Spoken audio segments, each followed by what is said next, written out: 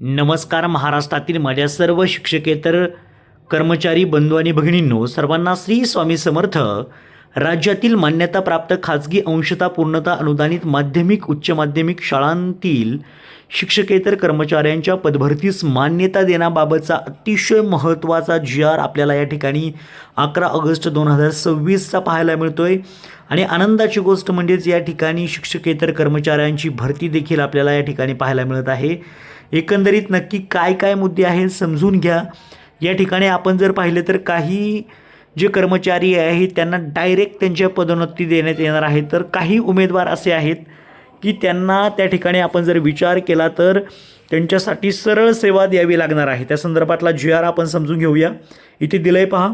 राज्यातील मान्यताप्राप्त खाजगी अंशतः पूर्णतः अनुदानित माध्यमिक व उच्च माध्यमिक शाळांतील खालील संवर्गातील शिक्षकेतर पदे सरळ सेवेने भरण्यास शासनाची मान्यता प्रदान करण्यात येत आहे. कनिष्ठ लिपिक, पूर्णवेळ ग्रंथपाल, प्रयोगशाळा सहाय्यक. आता इथे मेन समजून घ्या मुद्दा नक्की काय दिला आहे, कोणत्या अटी आहेत त्या पहा. संस्था व्यवस्थापनाने सरळ सेवेने पदभरतीस मान्यता मिळवण्यासंदर्भात करावयाची कार्यपद्धती. आता याच्या आधी आपल्याला काय करायचं आहे, मुद्दा क्रमांक 1 पहा.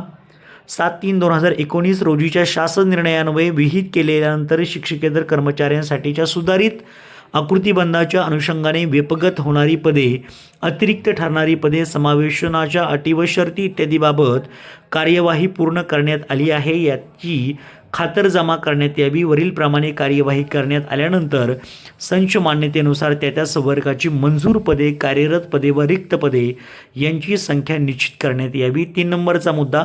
रिक्त पदे भरण्यासाठी प्रथमतः पदोन्नतीचा मार्ग अवलंबविण्यात यावा. यासाठी नियमित नियुक्तीने कार्यरत पात्र चतुर्श्रेणी कर्मचारी उपलब्ध असल्यास त्यास पदोन्नती देण्याची कार्यवाही करण्यात यावी. 3 नंबरचा मुद्दा जो की मी तुम्हाला सांगितला आहे की काही जे उमेदवार आहेत ते प्रथमतः पदोन्नतीचा मार्ग त्या ठिकाणी अवलंबला जाईल, त्यांची निवड त्या ठिकाणी होईल. पण चौथा मुद्दा समजून घ्या.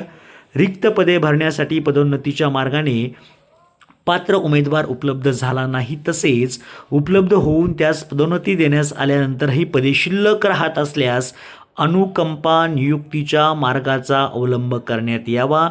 यासाठी संदर्भ 10/11 येथील शासन निर्णय व शासन परिपत्रकातील तरतुदींचे अवलोकन करण्यात यावे.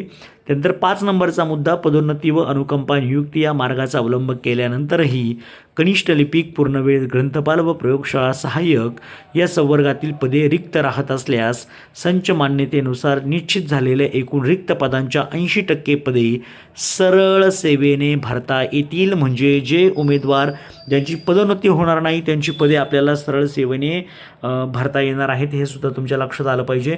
जेणेकरून बऱ्याच जणांना अडचण असते की नक्की ही पदे भरली कशी जातील, या संदर्भात त्यांना त्यांच्या मनामध्ये खूप मोठा प्रश्न असतो. पण या ठिकाणी त्याचं उत्तर या जी.आरच्या माध्यमातून आपल्याला दिल्याचं पाहायला मिळतं. खूप महत्त्वाचा निर्णय खरं तर तो मानावा लागेल. पाहूया. आता इथे एक लक्षात ठेवा. त्या संवर्गाची बिंदू नामावली मागासवर्ग कक्षाकडून तपासून घ्यावी. अद्ययावत बिंदू नामावलीच्या प्रमाणित प्रतीसह व जाहिरातीच्या प्रारूपासह शिक्षकेतर पदभरतीबाबतचा प्रस्ताव प्रकरण परतवे संबंधित शिक्षणाधिकारी, विभागीय शिक्षण उपसंचालक यांना सादर करण्यात यावा. जाहिरातीच्या प्रारूपात त्या संवर्गातील उमेदवाराची अर्हता येथील शासन अधिसूचनेतील अर्हतेनुसार नमूद करण्यात आली आहे, याची खातरजमा करावी. हे झाला हा वरचा भाग. आता इथे शिक्षणाधिकारी यांनी काय करायचं आहे किंवा विभागीय शिक्षण उपसंचालक यांनी काय करायचं आहे, तर व्यवस्थितपणे संच मान्यतेनुसार म्हणजे हे मुद्दे तुम्ही पाहू शकता. बिंदू नामावली प्रमाणित प्रतीसह व जाहिरातींच्या प्रारूपासह शिक्षकेतर पदभरतीचा प्रस्ताव प्राप्त झाल्यानंतर प्रथमतः 7/3/2019 रोजीच्या शासन निर्णयात नमूद केल्याप्रमाणे कार्यवाही झाली असल्याची खात्री करावी. म्हणजे शिक्षक त्यांची जी पात्रता आहे ती आहे का ती चेक करायची आहे. मग त्यानंतर चालू संच मान्यतेनुसार रिक्त पदांची संख्या निर्धारित करण्यात आली आहे, याची खात्री करावी. म्हणजे तेवढ्या जागा देण्यात आलेल्या आहेत का, जास्त कधी कधी देतात. त्यानंतर उमेदवारांची अर्ज छाननी असेल, मुलाखत असेल, अंतिम निवड असेल, या सगळ्या गोष्टी 3 महिन्यांचा वेळ देण्यात आला, याची खात्री करावी. आणि 3 महिन्यांच्या वेळेमध्येच तुम्हाला ही प्रक्रिया पूर्ण करायची आहे.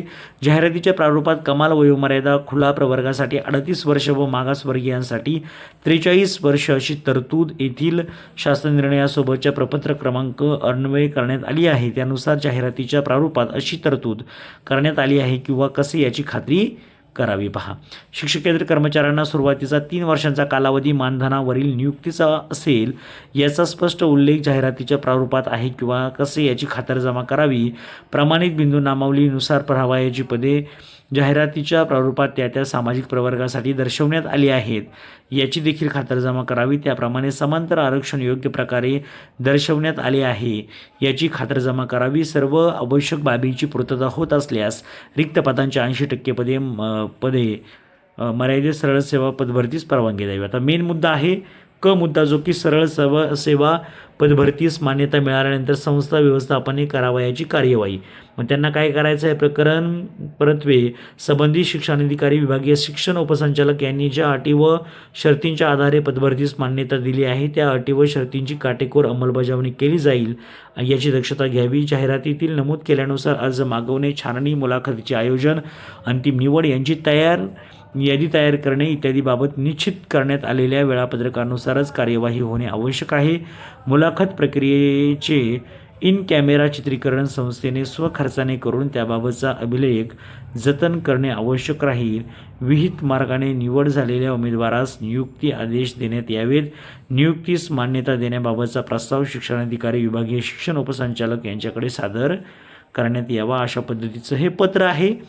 आणि आपण जर पाहिलं तर या ठिकाणी आपल्याला सर्व गोष्टी पाहायला मिळत आहेत. चांगल्या पद्धतीने आपण जर विचार केला तर ही आनंदाची गोष्ट या शिक्षकेतर कर्मचाऱ्यांसाठी आहे जे की अनेक वर्ष त्या ठिकाणी लिपिक म्हणून काम पाहत आहेत परंतु त्यांना शासनाची नोकरी नाही आहे. ग्रंथपाल म्हणून काम पाहत आहेत परंतु पूर्णवेळ ग्रंथपाल शासनाकडून नियुक्ती झाली नाही आणि प्रयोगशाळा सहाय्यक म्हणून देखील त्यांची नियुक्ती त्या ठिकाणी झाली नाही. त्यांच्यासाठी ही आनंदाची गोष्ट आहे. नक्कीच तुम्हाला तुमच्या हक्काची नोकरी मिळावी यासाठी सर्वांना खूप खूप शुभेच्छा. काही महत्त्वाच्या अपडेट्स ज्याच्या मला मिळतील या शिक्षकेतर कर्मचाऱ्यांसंबंधित नक्कीच तुम्हाला शेअर करेल. चॅनलला सबस्क्राईब करून शेजारी असणाऱ्या बेल आयकॉनवरती क्लिक करा. Thank you so much. All the best.